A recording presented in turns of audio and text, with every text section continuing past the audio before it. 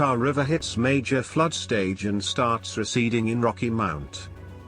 The Tar River slowing started creeping back Friday after overflowing a day earlier. The river crested at 27.25 feet Thursday morning and receded to 23.79 feet Friday afternoon. Once it stops, we all kind of give a sigh of relief. Now it's just a waiting game for it to go down.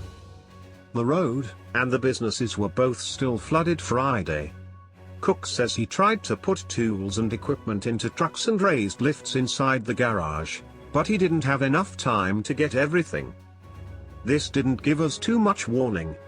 We all thought it was going to go away. Many times has it been in the street and gone away. That's what we were hoping for, he said. He estimated up to 4 feet of water was inside the garage, adding water usually only gets that high during a hurricane.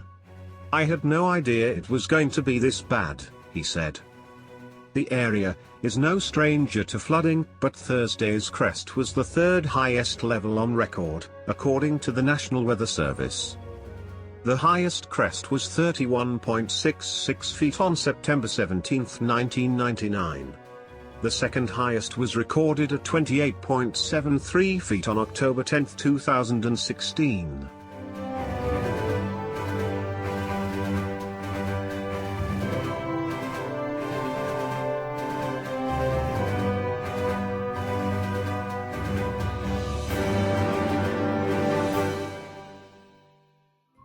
Thank you for watching. Please subscribe to us on YouTube. If you like, donate to us, visit home on the page PayPal.